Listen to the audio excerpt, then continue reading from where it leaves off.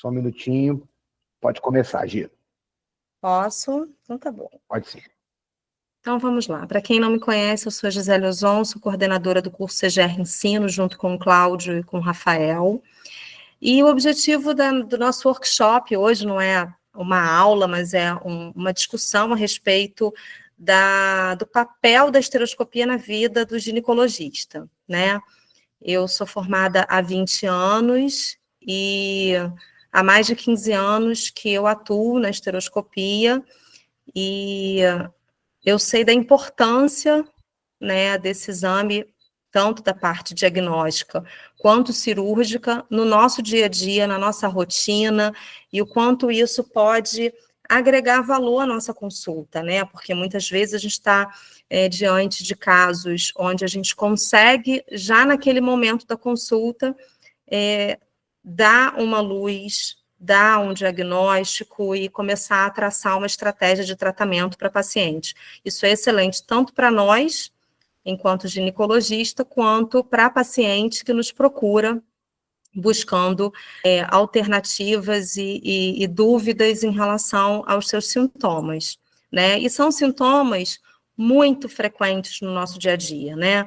A gente começa a entender o quanto a esteroscopia nos auxilia e faz com que a gente tenha um raciocínio clínico diferente, um raciocínio clínico onde a gente, numa anamnese, a gente já consegue fechar os olhos e entender como é o útero por dentro e o quanto a gente consegue ter de informação que nos ajuda nessa nossa rotina de consultório. E aí, além disso, além das nossas pacientes, além do nosso dia a dia, do nosso atendimento às pacientes, a gente começa a ter também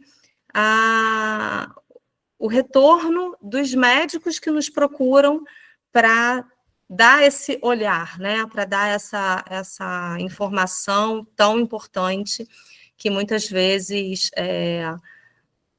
nos ajuda e com tratamentos minimamente invasivos, né, onde a gente tem uma excelente recuperação e com resultados muito bons. Então, agrega não só para as nossas pacientes, como para as pacientes de outros colegas, né?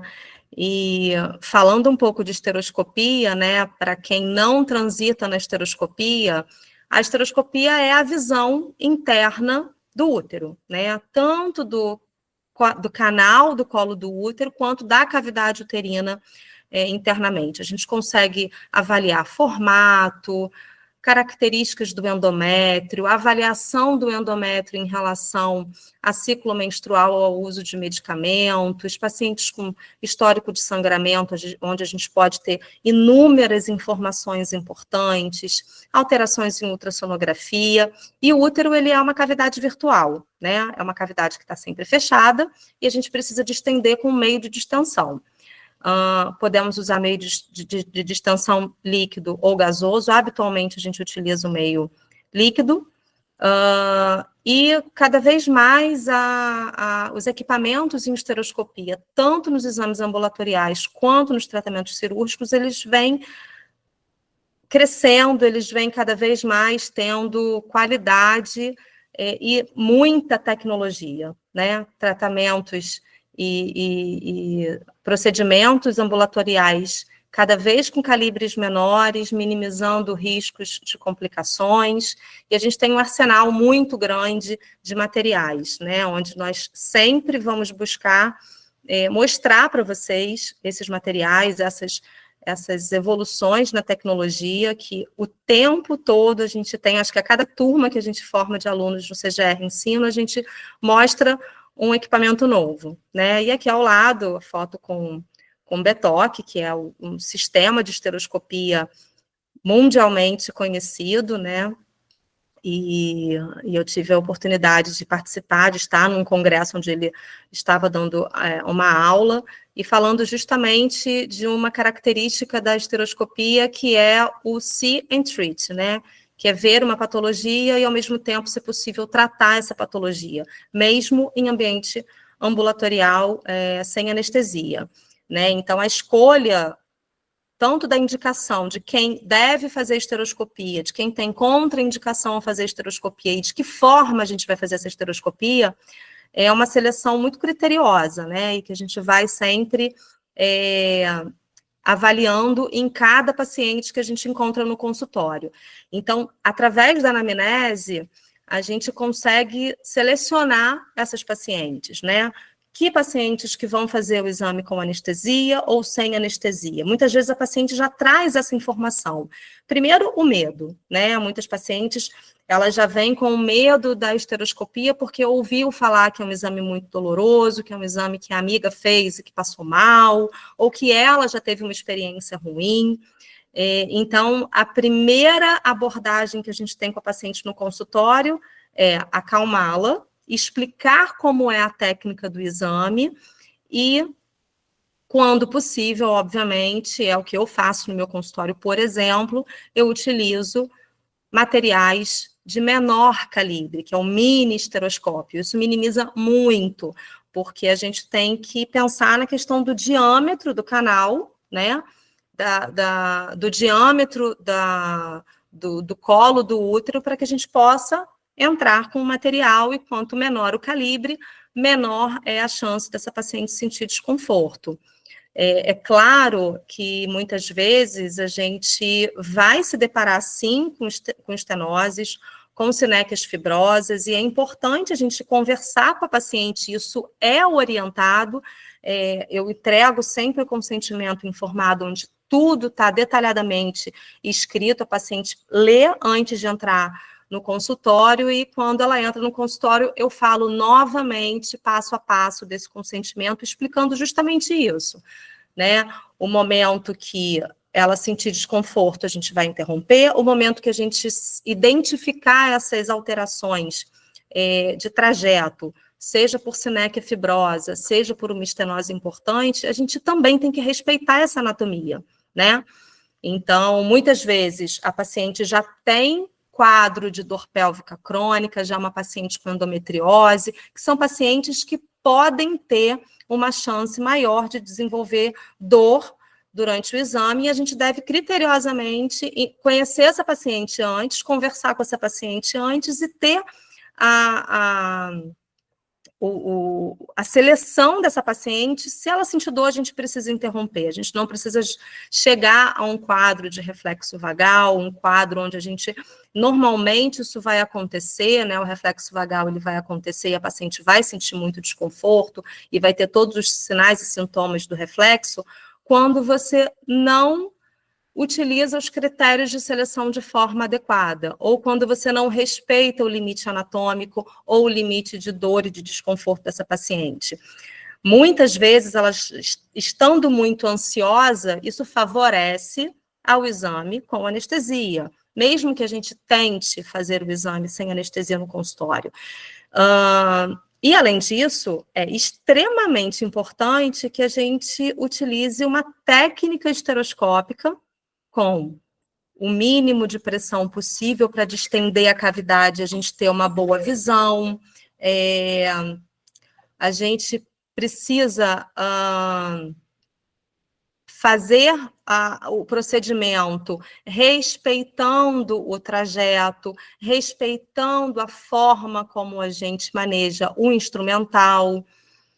Isso tudo é técnica. Então, a técnica do exame é fundamental que seja bem treinada para que a gente tenha respostas satisfatórias, né? Pacientes que saem do consultório e falam: doutora, que maravilha, eu fiz o meu exame, eu estava morrendo de medo, você me orientou, você me acalmou, e a gente conseguiu fazer o exame de uma forma muito satisfatória. E a gente sempre fala que, na verdade, fatores que a gente vai identificar nessa anamnese e muitas vezes no exame físico de uma dor aceitável, né? É aquela paciente que ela pode sentir sim um leve desconforto, mas que está tudo bem, que não é uma dor muito intensa que vai fazer com que ela sinta um quadro de desconforto muito grande ao ponto da gente interromper o exame ou fazer um reflexo vagal. Então, conversar com a paciente, identificar esses fatores, aquela mulher que já tem cólica muito intensa, que já tem um histórico de dor pélvica crônica ou de muita ansiedade, a gente deve sim avaliar esse grupo com muito critério. Então, fazer o exame sem anestesia, ele envolve um cenário muito grande de fatores, né? Tanto de técnica, quanto de manejo, quanto de critério, quanto de avaliação de consentimento informado, orientando essa paciente regularmente em todos os pontos a serem abordados antes, e durante e após o procedimento. E, na maioria das vezes, a gente tem, sim, no consultório, resultados excelentes. Não que todos os pacientes vão conseguir acessar a cavidade do útero, né? Algumas não vão, mas é nosso papel também identificar aquelas pacientes que não têm critério para fazer esse exame sem anestesia, e aí sim a gente realiza a avaliação da cavidade uterina de forma satisfatória, e o importante é que a gente tenha uma paciente com seu problema resolvido, com seu diagnóstico feito da melhor forma possível, seja em ambiente ambulatorial, seja em ambiente com anestesia cirúrgico, né? Claro que se falar você sobre esse trabalho, Gia? Oi? Trabalho interessante. Posso falar sobre esse trabalho interessante. Pode. Nossa. Esse trabalho, né, foi um trabalho que nós realizamos no Instituto Fernandes Figueira, né? Óbvio que tem um pouco de viés, são pacientes de serviço público, muitos pacientes de partos normais e tudo mais, mas a gente fez um levantamento, né, em termos de pesquisa, fazendo as variáveis, né? Cesariana, história de colonização, idade, paciente menopausada, mas acrescentamos também paciente com dor pélvica e dismenorreia. E nesse trabalho que mostrou que foi significativamente que dava diferença foi na dismenorreia intensa. E como lá a gente tinha um ambulatório de endometriose, né? Então a gente tinha esse grupo bastante expressivo de pacientes que também tinha indicação de esteroscopia. Uhum. Então o trabalho mostrou que favorecia fazer uma analgesia preemptiva nessas pacientes com dismenorreia, né? Então, na anamnese, como você bem falou anteriormente, né, idade, conização, paciente história já de manipulação do colo do útero com cirurgias anteriores, com risco de SINEC e tal, já é um fator na anamnese que a gente já direciona e orienta a paciente para isso, né? Uhum. Para saber se o exame pode ser factível fazer no consultório ou se vai ser melhor fazer no hospital, né? Então, essa foi mais uma variável e que a gente leva isso para o nosso dia a dia para o consultório, sim, né? É isso. Não, e é um trabalho que, na verdade, ele reflete a nossa rotina mesmo. É impressionante como os pacientes com dismenorreia intensa, os pacientes que têm endometriose, seja por critério dor, né? Por critério de questões de sistema nervoso central mesmo, de identificação de dor, né? De gatilho de dor, a questão física também, né? São pacientes que muitas vezes têm alterações, o útero é mais fixo, a gente tem um canal mais tortuoso, então é um exame mais difícil, né? Então, identificar isso antes de fazer o exame é fundamental, né? E ficar de olho nessa paciente, né? A gente trabalha sempre como equipe, a gente não trabalha sozinho. No consultório a gente tem a nossa instrumentadora que está o tempo todo ali olhando para a paciente e a gente vai conversando com a paciente, a gente vai deixando a paciente num ambiente confortável. Muitas vezes você mostrar a câmera para ela também, o monitor, e ir conversando, mostrando o que você está vendo, colocar um ambiente confortável, um ambiente com música, né? Isso deixa a paciente mais tranquila, porque o grau de ansiedade também é um dos fatores que leva essa paciente a sentir mais dor. Então, tudo isso a gente sempre tem muitos estudos, né, que mostram esses fatores, que falam justamente desse ambiente, que falam do ambiente da música, que falam de medicações que você pode fazer antes para minimizar a dor, e que isso tudo está muito relacionado a um desfecho favorável para a esteroscopia sem anestesia, né, com sucesso. Então, a gente tentar mudar um pouco, né, essa informação que as pacientes recebem, né, que o exame é muito desconfortável e que o exame é horrível e que o exame pode causar muita dor. Isso não é verdade. Na verdade, a gente precisa, sim, ter uma boa técnica, ter um bom critério e saber identificar a paciente que deve, sim, fazer o exame com anestesia, daquela paciente que deve fazer o exame sem anestesia. Então, eu acho que isso é fundamental. Só para complementar mais um dado ainda, Gê, só para dar dado estatístico, né, em torno de 70%, né, dos pacientes conseguem tolerar o exame bem, sem dor ou pouca dor, e se perguntado para ela se preferia fazer dessa forma, faria dessa forma de novo. Então, é um número de fato interessante, 70%. Sim. É um número expressivo. É um então, número não só expressivo. As características individuais, mas a técnica do exame, tamanho do aparelho, né? Isso que você falou. Mas com é um certeza. número que é importante, 70%. Com certeza.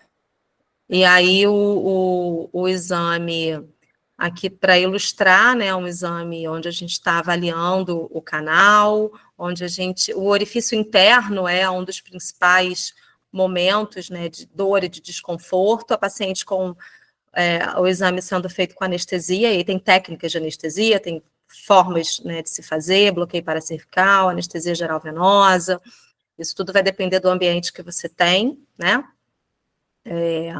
Mas o objetivo é acessar o interior da cavidade uterina, avaliar o endométrio, avaliar os ossos tubários, a possibilidade de patologia intracervical ou não, intracavitária, e aí quando a gente está realmente com o exame com anestesia, a gente consegue fazer toda essa análise, né? Aqui um outro caso mostrando o canal mais estenosado. Você vê que o calibre é menor, a gente precisa fazer uma pressão um pouco maior.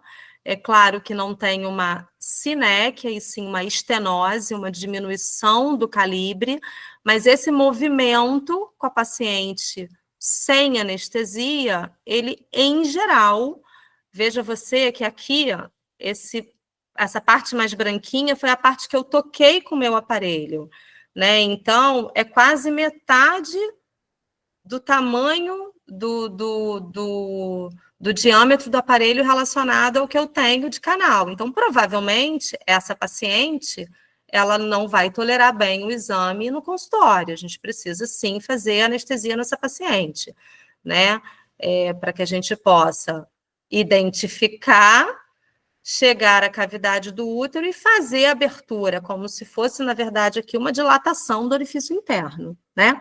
Que muitas vezes a gente tem uma sinéquia fibrosa também. Ó, então, a gente estava lá no canal, já tinha uma estenose antes, e agora a gente tem mais um trajeto com calibre reduzido. Aqui, provavelmente, uma estimocele, a gente vai entrar na cavidade lá a seguir. Então, assim, é um exame mais difícil, para que seja feito em ambiente ambulatorial sem anestesia, e esse critério é fundamental. Não adianta a gente querer forçar para fazer um exame assim, que a paciente sem anestesia, porque a paciente vai sentir desconforto, ela vai ter reflexo vagal na sua frente, dependendo de critérios como idade, como questões cardiovasculares, a gente pode ter repercussões muito ruins no consultório, e é muito importante a gente ter essa identificação com segurança antes de se fazer um procedimento. Então, quando a paciente chega ao consultório e o objetivo dela, obviamente, é sair dali com um diagnóstico, né? É sair com a avaliação da cavidade. Mas isso só vai ser possível se a gente conseguir ter um acesso favorável à cavidade. Senão, a gente vai realmente partir para uma outra indicação, e quando a gente conversa tudo isso antes de fazer o exame, a paciente entende muito bem, né? Mas isso tudo deve ser muito bem conversado, e como eu coloquei antes, deixar por escrito também no consentimento informado. Então, a gente indica esteroscopia como critério para diagnóstico, né, que a gente chama de esteroscopia ambulatorial, em qualquer suspeita de doença intrauterina, onde a gente necessite uma investigação, desde que não haja uma contraindicação absoluta para o exame. E aí, quando a gente está com essas pacientes no consultório, olha quantas indicações a gente tem no nosso dia a dia de esteroscopia. Alteração ultrassonográfica, espessamento endometrial, presença de líquido na cavidade, muitas vezes é uma indicação de esteroscopia. Paciente que vai iniciar uma terapia de reposição hormonal e tem um endométrio limítrofe, ou que está fazendo terapia de reposição hormonal e tem um espessamento além do que a gente julga normal. Endométrio heterogêneo, muitas vezes a gente tem alterações intracavitárias que ainda a gente não identificou na ultrassonografia. Sangramento uterino normal, uma das principais queixas no nosso consultório, né? Muito fluxo menstrual, pouco fluxo menstrual, amenorreia. Pesquisa de infertilidade conjugal, a gente consegue também ter muitas informações que vão nos ajudar nessa pesquisa de infertilidade. Avaliação pré-inserção de DIU, a gente discutiu muito ontem na nossa sessão científica, né? Toda vez que a gente vai fazer uma inserção de DIU e a paciente tem um sangramento uterino anormal, é importante a gente avaliar essa cavidade, porque muitas vezes a gente tem processos inflamatórios onde a colocação do DIU não é o ideal que seja feito naquele momento. Então, a gente também recebe muita paciente para esteroscopia, onde o fio está dentro do canal cervical, então o ginecologista precisa remover aquele DIU e o DIU não está esterilizado pelo colo uterino. Então, a esteroscopia sob visão direta vai conseguir identificar o fio, identificar o DIU e a gente consegue fazer a sua remoção de forma bem segura, né? E consegue, nesse caso também, avaliar se não tem nenhum grau de penetração, porque às vezes a gente tem um pouquinho de penetração e dependendo da penetração a gente não pode nem remover o DIU naquele momento. Se a gente não tem a esteroscopia, a gente perde essa informação, né? Suspeita clínica de endometrite crônica, né? A endometrite crônica é uma alteração que é bastante comum, bastante frequente. Muitas pacientes são assintomáticas e o diagnóstico ele é esteroscópico. A única forma de você fazer diagnóstico de endometrite crônica é através da esteroscopia. Não existe outra forma de dar um diagnóstico de endometrite crônica que é tão importante para paciente que deseja gestar, tão importante para paciente com infertilidade e importante também na paciente que vai ser submetida a uma inserção de DIU, né? E follow-up de cirurgia, normalmente a gente indica a esteroscopia para miomectomias amplas, quando a gente tem quadros de hipertrofia endometrial que a gente clinicamente trata, a gente precisa rever a cavidade. Quando se tem um quadro de endometrite crônica numa paciente jovem que deseja gestar ou que vai fazer um tratamento tem infertilidade, um tratamento de FIV, a gente precisa avaliar essa cavidade para poder entregar essa cavidade normal, né, para o fertileuta. Então, normalmente a gente avalia essa cavidade pós-tratamento de endometrite crônica em torno de 60, 90 dias após o término do tratamento, então também faz parte da propedêutica.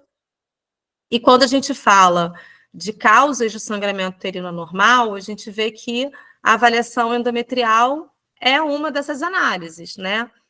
Além disso, a gente tem avaliação de miomas submucosos, alguns quadros de adenomiose, a gente consegue também ter informações esteroscópicas.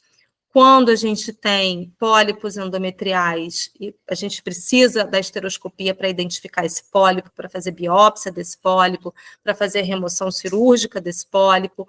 Quando você tem alteração suspeita de malignidade, a gente precisa ter uma avaliação sob visão direta e biópsia endometrial dirigida, onde a gente tem um material seguro para dar diagnóstico para paciente.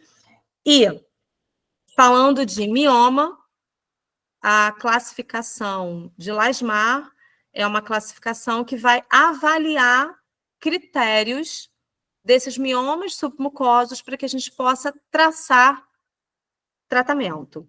Então, nem todo mioma submucoso requer tratamento estereoscópico. A gente precisa avaliar o útero como um todo, o volume uterino e a classificação desse mioma submucoso através da classificação de Lasmar. Com isso, a gente consegue avaliar se essa paciente está em grupo que tem uma boa abordagem esteroscópica, uma boa chance de ter uma resolução completa pela esteroscopia. Em outros casos, a gente pode considerar essa miomectomia em 2 tempos, em outros casos, a gente precisa rever outra técnica que não a técnica esteroscópica. É isso, mais um dado que a esteroscopia ambulatorial vai nos proporcionar. Esse aqui é um trabalho com mais de 8.000 pacientes, onde a gente identificou que alteração na ultrassonografia e sangramento uterino normal são as principais causas e indicações de esteroscopia. O que é muito frequente, o que a gente identifica muito no nosso dia a dia, né? Então, mostrando como a esteroscopia pode nos auxiliar e pode trazer informações importantes para a gente traçar diagnósticos e tratamentos. Uma outra indicação importante da esteroscopia ambulatorial, que eu até fiz hoje, né, por acaso, é essa técnica onde você identifica um mioma submucoso, né, a gente está vendo ali um mioma submucoso na parede anterior, e a gente consegue, além de classificar esse mioma, preparar esse mioma através de uma técnica para tornar esse mioma mais factível de tratamento cirúrgico através da esteroscopia cirúrgica.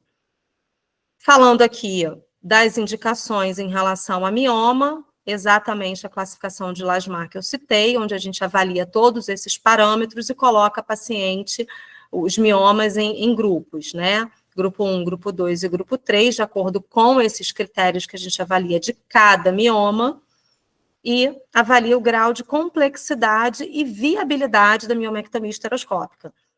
Então, mais uma vez, é muito comum que o ginecologista ache que todo mioma submucoso, ele tem indicação de esteroscopia como seu tratamento cirúrgico, e nem sempre isso é verdade. Obviamente, a gente deve sempre avaliar todo o contexto, tamanho e volume uterino e a avaliação de outros miomas também, né?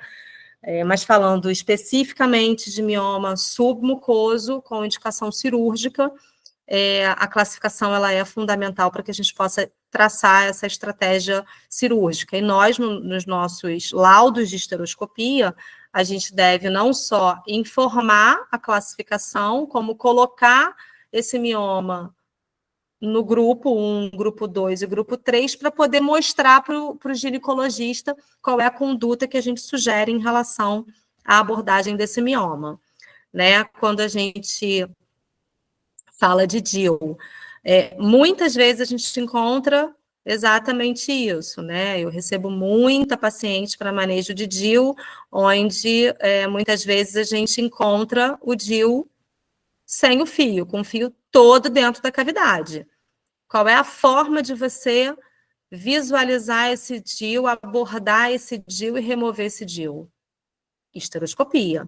Eu consigo olhar, eu consigo ver que o DIU está tópico na cavidade, a gente consegue ver muito bem as hastes laterais e a gente consegue fazer dessa forma a remoção com a pinça esteroscópica sob visão direta. Aqui no caso a gente está utilizando, eu utilizei a pinça Morozon, que ela tem uma apreensão muito boa para DIU, é excelente, né? Eu gosto muito de tirar DIU, de fazer abordagem de DIU com a pinça Morozon, além de polipectomias. Hoje eu fiz uma polipectomia ampla com a pinça, porque ela tem uma pega muito boa, ela tem uma apreensão muito boa, e a gente consegue, sob visão direta, resolver de forma bastante satisfatória e rápida. E falando da esteroscopia hospitalar, em tratamentos cirúrgicos, né, a gente tem inúmeras técnicas, inúmeros materiais disponíveis para a esteroscopia cirúrgica. tanto para pólipos quanto para miomas, sinecas uterinas, septo uterino, ablação endometrial, abortamento, né? A gente pode utilizar bastante da esteroscopia, tem muitos trabalhos mostrando que a esteroscopia ela é o padrão ouro para avaliação e para tratamento de casos de abortamento, principalmente quando comparada a técnicas às cegas, como a curetagem uterina, trazendo uma repercussão para a cavidade muito melhor em relação à sinéquia, né? E a manutenção de restos ovulares após o tratamento, reposicionamento ou retirada de DIU, né, que a gente já citou bastante, tratamento de adenomiose e cateterismo tubário. Então, aqui, para exemplificar, mais uma vez, a pinça esteroscópica Morozon, que é uma pinça descartável, onde ela entra exatamente pelo canal operatório do esteroscópio, do sistema BTOC. Então, ela tem 5 Frenchs. Com isso, a gente consegue fazer um procedimento com um calibre muito pequeno. A gente pode usar, por exemplo, somente a camisa interna do sistema BTOC, que tem 3,5 milímetros, né? Então, bastante tolerável, inclusive em pacientes em regime ambulatorial. A gente vai exatamente na base do pólipo, fazendo a sua remoção por completo.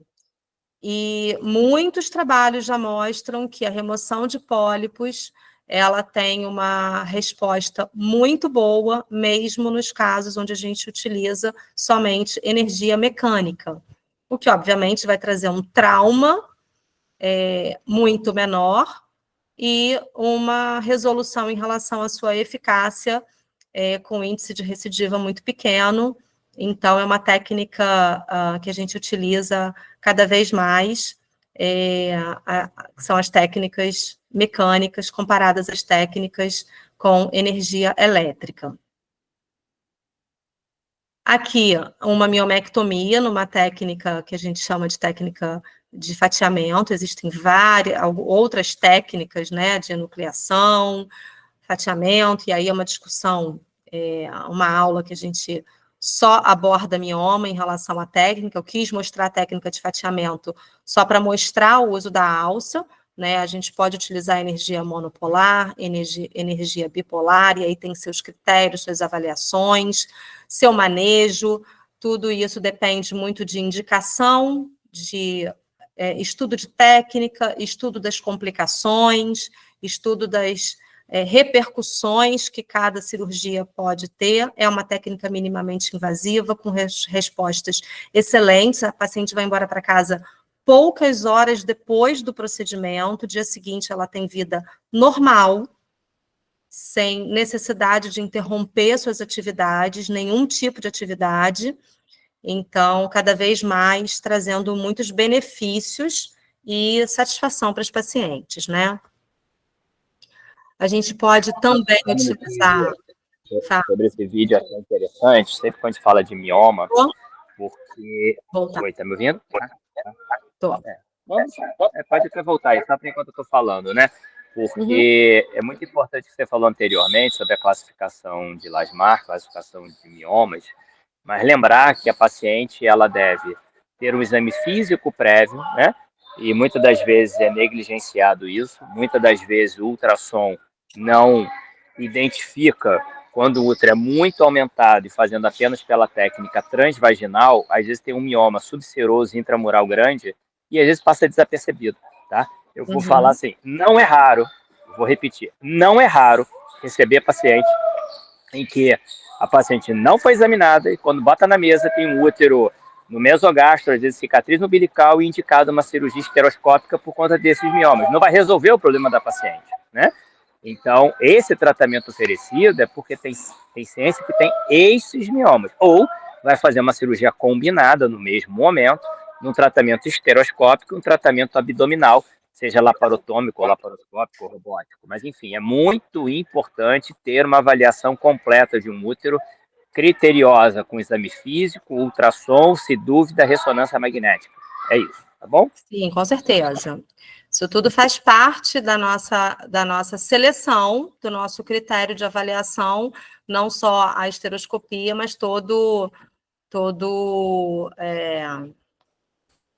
a abordagem que a gente deve ter para essa paciente, né?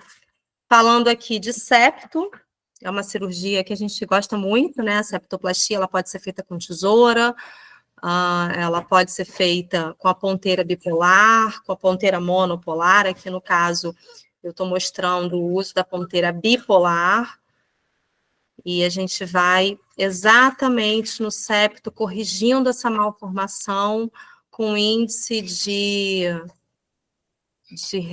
resolutividade muito boa, porque a cavidade ela volta absolutamente ao normal. Então, é uma cirurgia que é muito gostosa de fazer, porque a paciente que apresenta uma malformação uterina, ela normalmente tem esse desconforto, né, de saber que o útero dela é diferente, e a gente ter a possibilidade de deixar esse útero normal, principalmente falando em fins reprodutivos, é muito bom. Mais uma vez, técnica minimamente invasiva, onde a paciente tem recuperação excelente, alta no mesmo dia seguinte, vida normal. Aqui falando um pouco de restos ovulares, a gente pode fazer esteroscopia, identificar o local, fazer aspiração, ou fazer também a ressecção, a remoção de restos ovulares através do ressectoscópio, tá? Com ou sem energia, ou com o uso do morcelador também esteroscópico, que tem resultados excelentes para a cavidade, com um índice de sinéquia muito menor quando comparado a técnicas às cegas, como a curetagem uterina. É claro que a esteroscopia tem suas contraindicações, é importante a gente identificar e saber, né? Paciente que está com um quadro de doença inflamatória pélvica aguda, um sangramento abundante, onde a gente não consegue ter visão, né? Perfuração uterina recente, suspeita de gravidez. A gente deve selecionar as pacientes quando fazem o exame, né? De acordo com data da última menstruação, se ela usa método contraceptivo ou não, se ela fez beta-HCG recente ou não. Então, são critérios que a gente utiliza. Eu, normalmente, para as pacientes com vida sexual ativa, eu peço beta-HCG para fazer procedimentos esteroscópicos, a não ser que ela tenha um método contraceptivo seguro, ou que conheça bem o seu ciclo menstrual e que esteja até o 10º dia do ciclo menstrual, né? E, obviamente, a inexperiência do médico, material inadequado e não respeitar o limite de dor, né? O limiar de dor de cada paciente são questões muito importantes, né? Tão importantes quanto as questões físicas, né, dos quadros das pacientes. Aqui mostrando nosso grupo, nossa equipe, eu, Cláudio Rafael, estamos aqui no CGR Ensino já há 5 anos, né, já trabalhamos com esteroscopia há muitos anos, com ensino em esteroscopia há muitos anos. Cláudio, acho que já tem 20 anos, né, como professor de esteroscopia, se eu não me engano, acho que já tem quase isso, né, Cláudio? Não é isso? Diminuindo um pouco, tudo bem, desde 2001. Não tem mais. Pois é. Então, a gente já trabalha com esteroscopia há muitos anos, e a gente tem no nosso curso, no nosso grupo, né, a gente começou com um curso de extensão, que é um curso de 6 meses, onde a gente já formou alguns colegas, alguns ginecologistas em esteroscopia, e a gente foi, ao longo desse período, entendendo que a gente podia ajudar mais, né? Que a gente podia fazer formatos de cursos e disseminar aí o aprendizado em esteroscopia de outras formas. E, aos poucos, a gente foi criando outras estratégias, outros programas, e que a gente tem evoluído bastante, né, com esses novos cursos. E aí eu queria apresentar aqui para vocês um dos cursos que a gente tem, que a gente já está indo para a terceira turma, para a terceira edição, que é o nosso curso de imersão em estereoscopia, um pouco diferente do nosso curso de extensão, de 6 meses, o curso de imersão é um curso de 2 dias. E que a gente tem tanto para o público médico que deseja fazer a estereoscopia ambulatorial, quanto o público de médicos que desejam a estereoscopia cirúrgica, com o uso de ressectoscópio. Por que a gente divide, né? Uma parte vai para o ambulatorial e a outra parte para o cirúrgico, porque são 2 mundos diferentes, né? São 2 técnicas diferentes, são manejos diferentes. Uma paciente está acordada, a gente precisa trazer isso um pouco para a realidade do consultório, para aquele estereoscopista que tem uma experiência maior com a paciente anestesiada. Então, a gente quer oferecer essa oportunidade de aprendizado na estereoscopia ambulatorial, desmistificando essa questão toda que eu falei no início da apresentação, de que é um exame muito ruim e doloroso sempre. Isso não é verdade. Como o Cláudio falou, 70% das pacientes fazem o exame de forma muito satisfatória e bastante tolerável, com um índice de sucesso muito grande. E, falando de estereoscopia cirúrgica, a gente tem manejos diferentes, indicações específicas, materiais específicos, técnicas específicas, e por isso que a gente decidiu dividir o nosso curso de imersão em 2 públicos, mas que acontecem ao mesmo tempo, né? Então, o curso ele acontece para médicos, tanto aqueles que desejam fazer o curso ambulatorial, quanto aqueles que desejam fazer o curso cirúrgico. E aí eu queria mostrar aqui um pouquinho para vocês, e vamos lá, deixa eu ver aqui, como é que eu... Rafa, me orienta aqui. Enquanto você está colocando aí, eu vou explicando também um pouco mais, no sentido de, como é um curso de imersão, fica impossível você dar os 2 cursos no mesmo momento para o aluno, né? Então, é uma imersão em estereoscopia ambulatorial, se ele desejar uma imersão em estereoscopia cirúrgica, é o dia inteiro, com um treinamento de 8 horas da manhã até em torno de 5 horas da tarde, numa sala fazendo os procedimentos ambulatoriais, com 2 salas, com 4 alunos, e numa sala com 2 alunos fazendo os procedimentos cirúrgicos. Então, por isso que a gente chama imersão. Fica difícil você fazer uma imersão um dia inteiro com extraambulatorial e cirúrgico, acaba tendo um N pequeno. Então, para a gente ter um N satisfatório ou para um ou para o outro, os cursos são separados. E aí, vamos lá, você quer apresentar alguma coisa ou alguém que vai apresentar, Gia? Não entendi. O Igor vai apresentar aqui para a gente, mas eu acho que eu preciso sair, né? Não, então, é só parar o compartilhamento. Tá. Compartilhar. Aí, só isso. Isso. Só isso. Não nada. Beleza. E aí, o Igor vai apresentar alguma coisa ali agora. Beleza. Tá ali.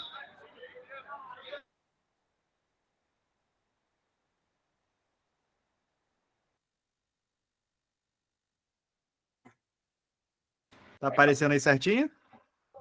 Sim. Tá, então vamos lá. Você conduz aí, Gisele? Conduzo? Tá. Sempre? Tá aqui no início, ó. Tá.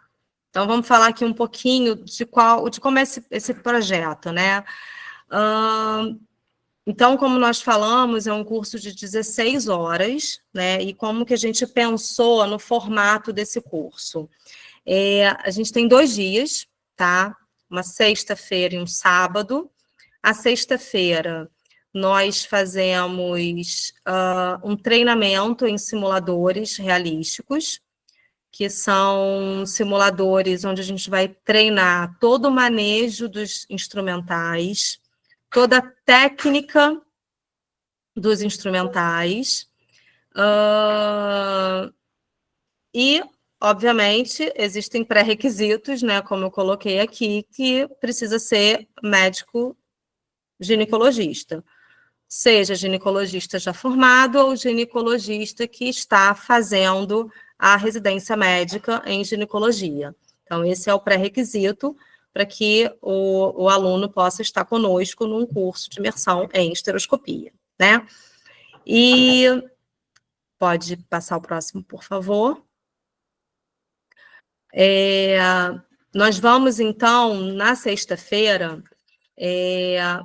fazer todo o treinamento com simuladores, tá? E a gente vai passar para vocês também um conteúdo de aulas, tanto para a parte ambulatorial quanto para a parte cirúrgica, tá? Conteúdo de aulas que a gente selecionou de temas, onde vocês vão ter acesso a essas aulas no formato online.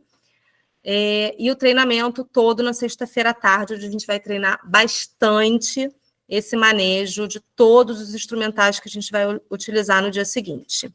No dia seguinte, no sábado, no Hospital Semeru, é um hospital que fica em Santa Cruz, nós vamos ter 3 salas de centro cirúrgico. 2 salas destinadas à esteroscopia ambulatorial com pacientes sem anestesia.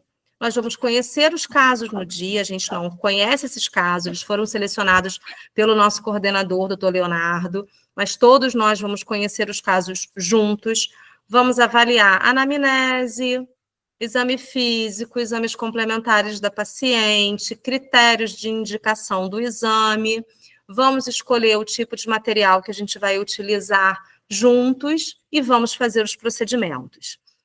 Ambulatoriais, temos 2 salas, e a sala cirúrgica, nós temos 1 sala. Em torno de 30 procedimentos vão acontecer nesse sábado, nas 3 salas. A gente tem, ao final de cada procedimento, a gente vai fazer a elaboração do laudo, né? Todo esse manejo de como a gente vai descrever o laudo, isso tudo vai ser discutido, a gente vai discutir também cada caso clínico, a avaliação também dos casos cirúrgicos. Então, se a gente fizer um exame diagnóstico, né, que vai ter uma necessidade de uma cirurgia num segundo momento, isso tudo vai ser discutido, tá? Caso a caso. E nós temos 4 vagas para a esteroscopia ambulatorial e 2 vagas para a esteroscopia cirúrgica. Então, vamos ter 2 alunos por sala. Enquanto um aluno está fazendo a esteroscopia com um de nós, eu, Cláudio e Rafael, cada um vai ficar numa sala, o outro aluno está acompanhando o mesmo procedimento e todos juntos vamos fazer o laudo, vamos fazer o acompanhamento de todos os pacientes antes, e na sala cirúrgica, a mesma coisa. A gente tem um micro-ônibus que vai sair às 6h30 da manhã de sábado da Perinatal da Barra, vai levar todo o grupo para o Semeru. Lá nós vamos ficar o dia inteiro no centro cirúrgico, fazendo todos esses procedimentos, e ao final a gente retorna para a Perinatal e vamos para um restaurante onde a gente vai ter a nossa confraternização, onde a gente vai poder se conhecer. Ao mesmo tempo, vai estar acontecendo um curso para instrumentação também. Então, as nossas instrumentadoras, com a nossa coordenadora de instrumentação, vai estar conosco lá num curso destinado às instrumentadoras. Então, muitas vezes, o médico ele faz o curso junto com a sua instrumentadora ou direciona a sua instrumentadora para também fazer esse treinamento, porque a gente acha que é extremamente importante a gente ter o treinamento em equipe, né? Por isso que a gente pensou também no curso, no formato para as instrumentadoras junto dos médicos, ginecologistas, e todos juntos voltaremos, né, nesse micro-ônibus para essa confraternização que vai acontecer no restaurante aqui na Barra. Próximo. E aí a gente tem aqui o valor, né, vocês podem fechar conosco, né? Existe um valor de investimento que, obviamente, para quem está participando da sessão é diferente, né?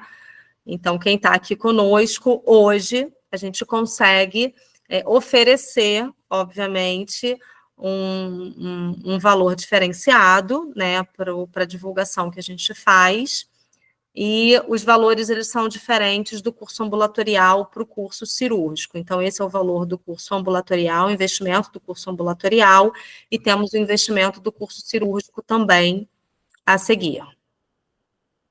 Pode passar. Isso. Datas. A gente tem uma vaga para o curso ambulatorial, agora para o mês de outubro. As datas do mês de outubro são 18 e 19 de outubro. E nós temos uma vaga para o cirúrgico de novembro, 8 e 9 de novembro, e 4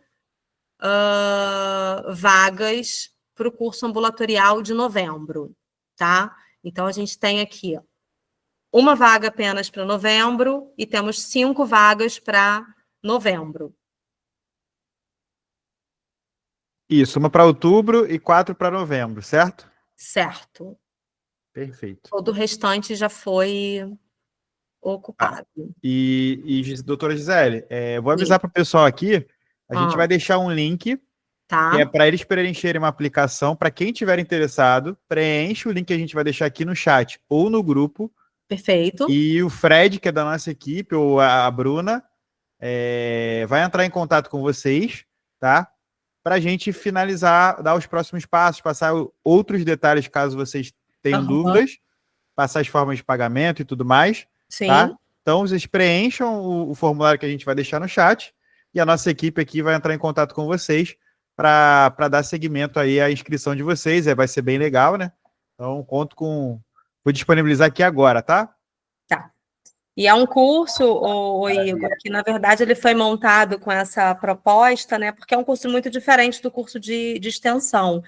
Tanto que nossos ex-alunos do curso de extensão já fizeram o curso de imersão também, né? Então, mesmo quem já foi ex-aluno nosso, fez o curso de imersão porque tem uma característica um pouco diferente, né?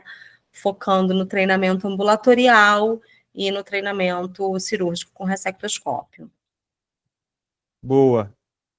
E também vale frisar que a gente só tem 5 vagas, né? A gente tem 460 pessoas somando os nossos grupos. Então, a gente... quem está interessado, preenche essa aplicação quanto antes para não correr o risco de perder uma vaga aí. Tá bom? Perfeito. Vale lembrar, Igor, que só vamos ter nesse ano apenas essas 2 de outubro e novembro. Por isso que a gente já está fazendo esse workshop para isso, porque a gente não tem ainda programação para o ano de 2025. É bem observado pelo Cláudio, pessoal, que assim, essas 2 são as últimas 2 turmas do ano. Então, outubro só temos uma vaga, novembro também só temos 4 vagas, né, disponíveis. Não, 5, perdão. Então, vai ser a última oportunidade do ano. Então, quem está interessado, preenche lá, a nossa equipe entra em contato, tira a dúvida e segue com a inscrição de vocês. Então, aproveitem a oportunidade, porque ela provavelmente até sexta-feira a gente espera preencher essas vagas. Tá bom, pessoal? Sim. E estamos sempre à disposição, né? Enfim, eu, Cláudio, Rafael, nossa equipe, mas quem quiser e tiver qualquer dúvida, pode perguntar aqui agora, pode escrever, pode abrir o áudio, pode se identificar. Boa. Estamos aqui para esclarecer qualquer dúvida, ou se preferir no privado, tem o nosso contato no grupo, né? Estamos sempre à disposição para tirar qualquer dúvida de vocês em relação à proposta do curso, né? Boa. Então, pessoal, quem tem dúvida aí, a hora é essa, abre o microfone, pode fazer a pergunta, a gente está aqui para tirar. Gisele, eu tenho uma dúvida, vai ter bolinho de café em outubro e novembro? Você vai levar o bolinho para o café? Vou levar. Vou porque é famoso. Boa. Se eu não levar, vão brigar comigo. Boa, então boa. tá bom. É só porque as pessoas não sabem, né? Do bolinho e do café que tem lá, assim que a gente chega e tudo mais, né? Tem.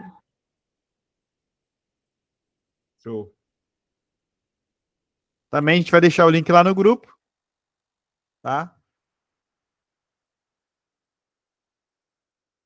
Eu acho que também pode parar de gravar, ô Rafael?